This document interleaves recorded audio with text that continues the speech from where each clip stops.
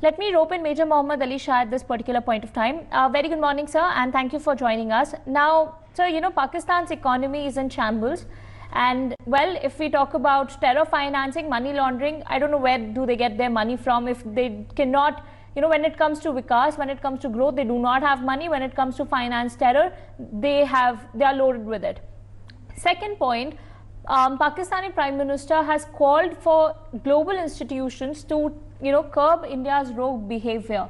Recently, in this particular Jammu IF drone attack, a drone was also seen on, you know, the Indian High Commission in Pakistan, in Islamabad, and Pakistan blatantly refused it. What do you think, sir? Is it, you know, it is of course Pakistan's hypocrisy, but do you think that Pakistan Prime Minister is on road to make another joke out of himself? Very much. He's out to make a big joke out of himself, and they are impossible. They will never change. And let me tell you, I feel they are taking on the strategy which says offensive is the best defense. So इसीलिए उल्टा चोर कोतवाल पे को डांटे. He made no mention about FATF. When they are in a lot of trouble, they are in grey area, they are likely to get blacklisted. I hope they do. And he made no mention about Hafiz Syed, who is roaming around freely in Pakistan. They are under debt, they are fighting corona, they are in trouble, they are having civil wars. They're in their army, they have plots to assassination their own chief of the army staff, General Bajwa. Just about a week, 10 days back, there was a plot to assassinate him. Such a thing cannot even happen in the Indian army. Today, even though I'm not serving in the army anymore, when I speak to my commanding officer, Brigadier Gautam Ganguly, or even if I message him, I stand up and I speak to them from my house. Such things don't happen in Pakistan. So now what Imran Khan is trying to do by tweeting he is welcome to tweet what he wants. People know it's quite transparent. He's making a big fool out of himself. It's a big joke actually. And they are losing. I think they are self-destructive. They are digging their own grave. They say actions speak louder than words. Here words have spoken and he's made a big fool. Actions, look at what they are doing in Pakistan. I think it is just a big joke, and I think the world will just laugh over him. So, you know, another interesting thing where Pakistan's NSA, Moeed Yusuf, claimed that India's RAW is behind the attack on Hafiz Saeed's residence. And one of the major interesting thing is that they are calling it Indian-sponsored terrorism. So attacking a terrorist, you know, it's not something that that is something we can comment on whether India's RAW was involved or not. But when we talk about the attack on a terrorist and calling another country as terror-sponsored attack, how does it even make sense? I totally agree with you. I mean, can you beat it in that country? There is a concept of, like, there's Taliban, right? We know of Taliban. In that country, there's a concept of a good Taliban and a bad Taliban. A good Taliban for them is the one which works against the interests of India. So that's good Taliban for them. A bad Taliban is the one that works against the interest of Pakistan. So now when he's, you know, it's a joke actually, because here the military in India, what happens, the military fights against the terrorists. There, the military do joint operations with the terrorists.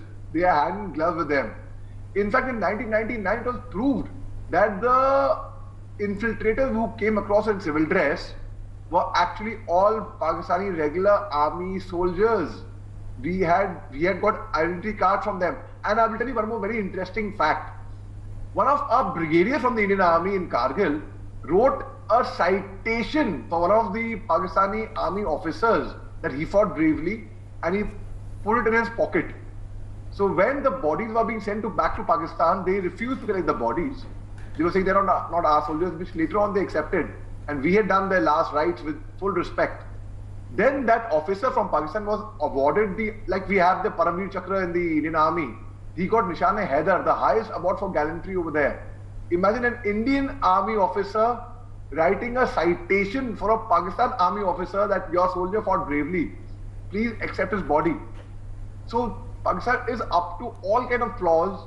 He can claim what he wants. I mean, they just, isn't it rather embarrassing? I've not even used the word that they're making a big fool out of themselves. I'll just say in a very sophisticated, in a very polished manner that it was very embarrassing for Pakistan ultimately. It's very embarrassing for Pakistan when 14 officers were caught plotting against the chief to assassinate him. And 4 officers were brutally tortured by their own by their own Pakistan army. When I say Indian army, I mean the Air Force and Navy as well. I'm so sorry. I mean the Indian Defence Forces. Our soldier, a brave fighter pilot, Wing Commander Abhinandan, goes across, crash lands into Pakistan, has a cup of tea with them, enjoys their hospitality, and comes back like a hero wearing a suit at the Wagah border. So we can imagine what we are made up of and what they are made up of.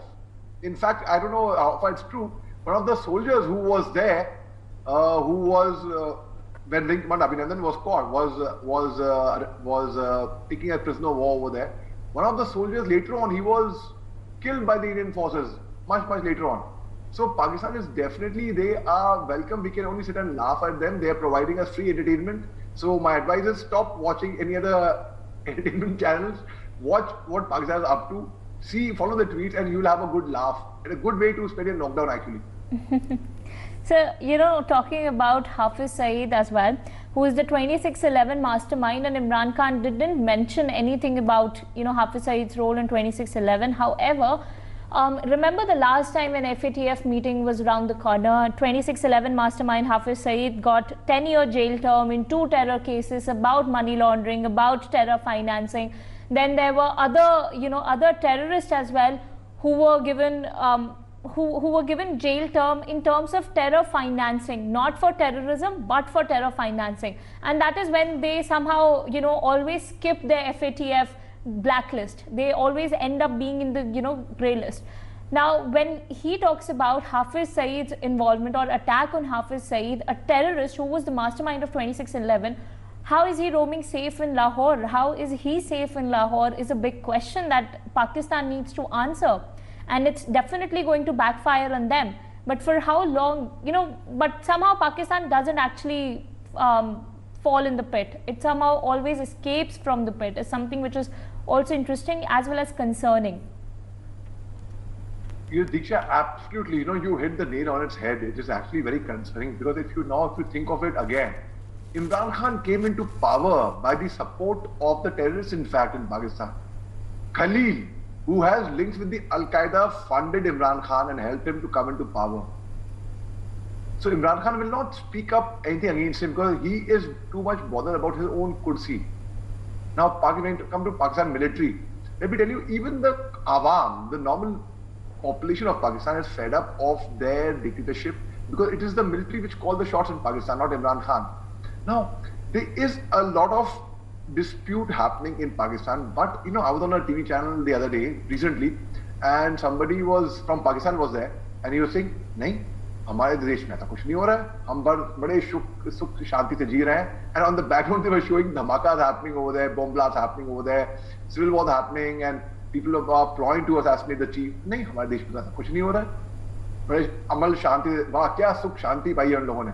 So now, when Pakistan talks of peace, when they talk about just before the FATF getting Hafiz Saeed arrested for financing terror activities, not for terror activities, but for financing. It's a big farce that they play to show and to come, because they are scared right now because they do not know what's going to happen.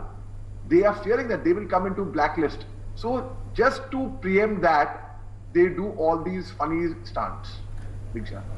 Right, so thank you so much for joining us on the broadcast. Now,